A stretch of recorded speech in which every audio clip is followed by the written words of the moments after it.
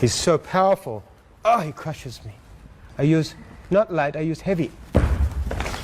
I fell down a rabbit hole and I don't know if I'm going to be able to make it out. So today we're going to be taking a look at these pseudo-martial artists. Think of Steven Seagal or even Jason Statham. The people who are only martial artists when it comes to being on camera, but in real life, not so much. These are scammers, grifters, and just downright charlatans. Let's get into it. Very light touch.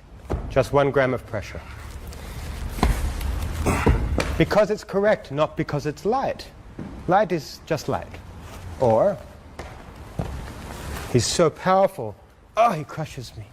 I use not light, I use heavy.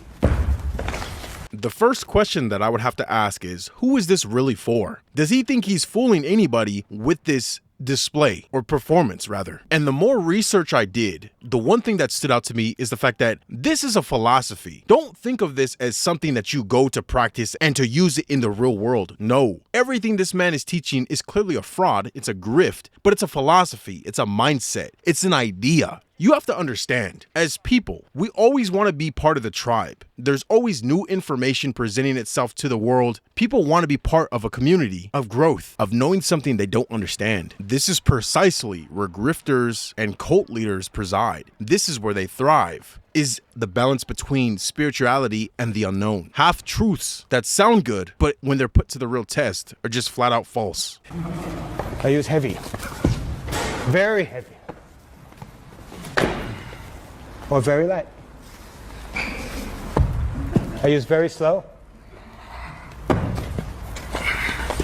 Very slow. Doesn't matter how fast he wants to move.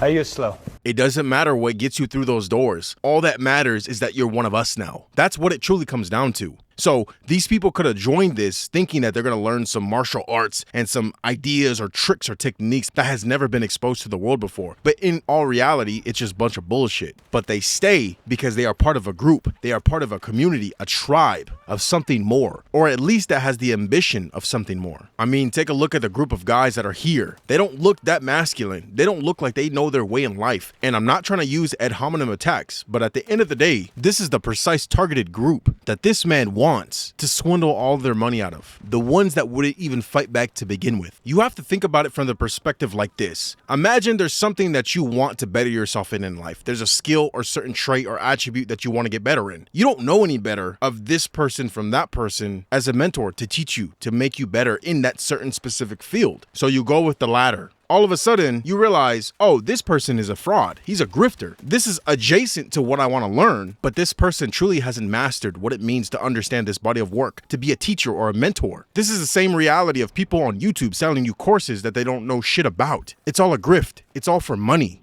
Well, I use very fast. Change. Not light, not heavy, not fast, not slow. Correct. Not incorrect. Try to follow the method. If you have sincerity towards the method, towards Tai Chi Chuan will be sincere to you. So I looked up Tai Chi Chuan, and this is what it is. A Chinese martial art that involves slow, flowing movements that improve balance and health. Nowhere there does it say self-defense. Now I know lower down if you read, it does say self-defense, but it's not self-defense as we know it in the Western world. This is more so to warn off evil spirits. If you really do the research, a lot of Chinese techniques and martial arts is really just yoga. And I don't mean that in a disrespectful way. I'm literally saying if you do the research and you look it up, it's literally to help you breathe, to help you move, and sometimes to pray to certain deities. In the late 70s to early 80s, that's when we see Kung Fu and all these different martial arts come out as violent, specifically in the movies and media. Because these certain techniques, wax on, wax off, is not going to protect you from Mike Tyson punching your head off. Just think of it as exaggerated yoga movements being used to fight. But I do respect the culture. I don't want to shit on it. It's just that these grifters try to make a fast buck selling you bullshit.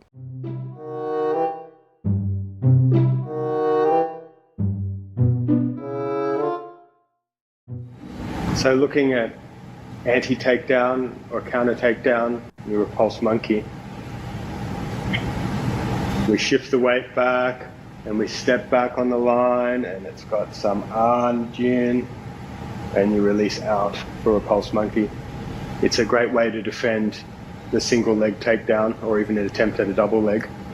So just to look at the method, If they were going to shoot in, I'd shift back, turn my body as he's still coming in, touch the head, and just follow far towards the ground or out to the side. I love the fact that there's a ring light in the background because it just shows this is all for money and attention. The big problem with a lot of these demonstrations is the fact that you don't know how your attacker is going to come at you. The best thing for you to do is to put your fists up and cover your head and your jaw and act accordingly. Somebody lunging at you like that is probably not a reality. They're going to try to deceive you, either walk up behind you or take you from the side, not head on. Because if they were going to take you head on, they're going to try to knock you out first, not lunge at you for nothing. So back if you're more engaged, like so. And then if they really work it, again, throw some punches or whatever. Okay, and then of course you can step in to finish. Oh man, I love it. He said throw some punches or whatever. The dude didn't even throw a punch. See, this is the bullshit I'm talking about. If somebody wanted to incapacitate you, they're gonna knock you out. Not with a lunge, but with their fists. And if you ever notice, none of these techniques ever show you how to defend yourself against punches. Because like I said before, that wax on, wax off bullshit will not protect you. So they grab your legs and they drive forward and pick up your leg and so on to take you down. So we could look at maybe golden cock, right? In a large frame once again, and you change, and there's the arm as you transfer, and then you pick up the other leg. So I'd look at it slowly. If he did get my leg, I failed, I didn't get back in time. He picks up my knee and drives forward. I follow, picking up the foot like golden cock, and then I do the transition and sink the arm. Now the key to this is that, so in the form here, when I change and sink down, that I sink the chi, mobilize the chi to my foot and to my hands, mobilizing out so that my leg becomes impossibly heavy. I'm following with my leg and then firing through my leg and continuing and guiding and adding jin with the hands. What the hell does that even mean? My leg becoming impossibly heavy. There's no way humanly possible that you can make a specific body part heavier. Pause. I failed. He drives forward and picks up my knee. There's the first golden cock. I step back and arm down. This would be the second one on the way up for the knee strike to the head. So in real time now. I would really love to see somebody do this in real life. If only we would be able to see that, but we all know that we won't. I love how all these techniques are always defensive. We never see the offensive, because that would just be real martial arts.